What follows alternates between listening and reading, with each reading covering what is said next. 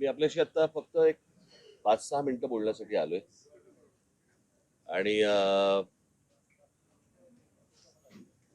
मला आज मला पत्रकारांचे मला फोन आले आणि त्याच्यावर त्यांनी मी याच्यावरती प्रतिक्रिया द्यावी म्हणून मला सांगण्यात आलं.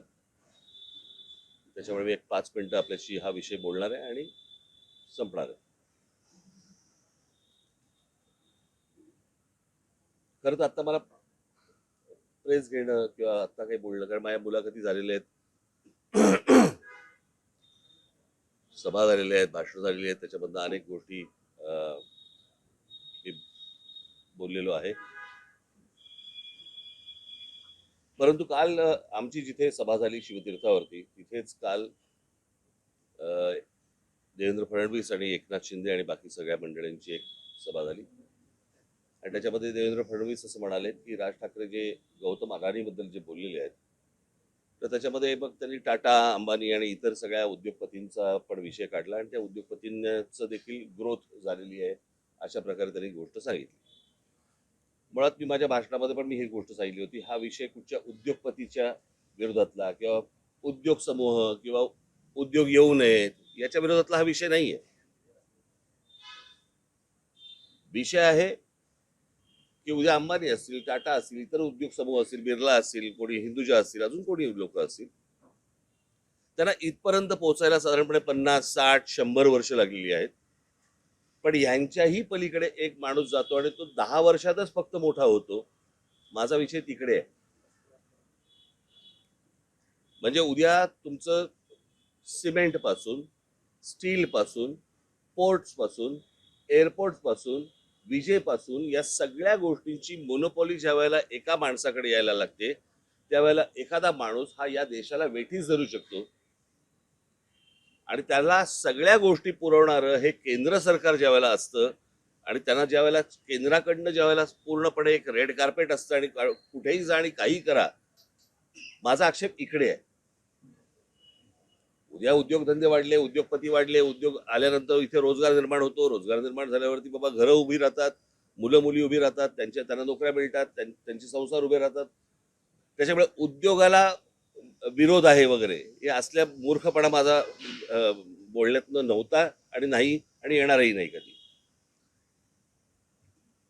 परंतु एक गोष्ट मला आपल्याला नमूद करू इच्छितो मी आपल्या समोर की या सगळ्या ह्याच्यामध्ये अंबानी घ्या, टाटा घ्या, अजून कोणी उद्योगपती घ्या, बिर्ला घ्या, कोणी यांची एम्पायर स्वतः उभी केलेली आहेत. यांचे उद्योग स्वतः उभे केलेले आहेत. म्हणजे आज जर समजा तुम्ही विमानतळ ही एक जर समजा गोष्ट बघितली तर 7 का 8 विमानतळं आज गौतम अदानींना देण्यात आलेली आहेत केंद्र सरकारकडनं. आणि त्यातलं फक्त एक नवी मुंबईचं विमानतळ सोडलं तर एकही विमानतळ हे गौतम अदानींनी बांधलेलं नाही. ही दुसऱ्यांनी बांधलेली, दुसरे चालवत असलेली किंवा केंद्र सरकारच्या हातात असलेली ही सगळी विमानतळं आहेत. त्याच्यामुळे एक विमानतळ सोडलं तर दुसरं कोणतंही विमानतळ हे गौतम अदानींनी उभं केलेलं नाही. पोर्ट्स याच्यामध्ये एक मुंद्रा पोर्ट सोडलं तर जेवढी पोर्ट्स आता त्या गौतम अदानींच्या हातामध्ये आता आहेत त्यातलं एकही पोर्ट हे गौतम अदानीने स्वतःहून उभं केलेलं पोर्ट नाही. ही दुसऱ्यांची पोर्ट्स होती, त्यांना गन पॉइंट वरती आणून त्यांच्याकडनं ही संपूर्णपणे पोर्ट्स विकत घेतलेली आहेत.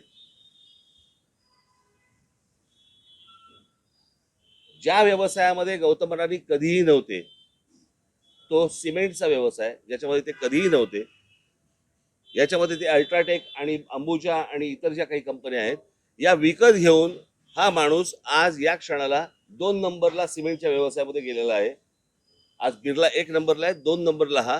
गेल्या 10 वर्षामध्ये एक माणूस सिमेंटच्या व्यवसायामध्ये 2 नंबरला जातो, दुसऱ्यांचे व्यवसाय हेचून, दुसऱ्यांचे व्यवसाय हातामध्ये घेऊन. पॉवरचं पण तसंच आहे, स्टीलचं पण तसंच आहे, अनेक उद्योग तसे आहेत. सो मला फक्त मुख्यमंत्र्यांना सांगायचंय की हा विषय हा कोणाच्या ग्रोथचा नाहीये. ग्रोथ कशी होतीये, स्वतः उद्योगपतीची वाढ कशी होतीये, तर ती वाढ मला असं वाटतं समजून घेणं हे गरजेचं आहे. देशातल्या प्रत्येक नागरिकाने समजून घेणं गरजेचं आहे. उद्या हा एकच माणूस या देशाला वेठीस धरू शकतो.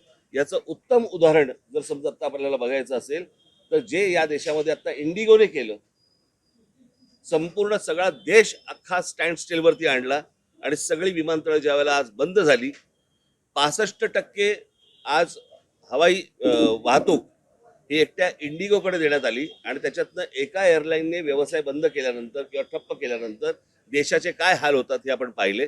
मला असं वाटतं हा धोका सर्वाधिक आहे आणि तो धोका मला असं वाटतं मुख्यमंत्र्यांनी समजून घेणं गरजेचं आहे किंवा त्यांना समजणं गरजेचं आहे किंवा अर्थात समजलं असेल पण ते आता सांगतील तरी कोणाला.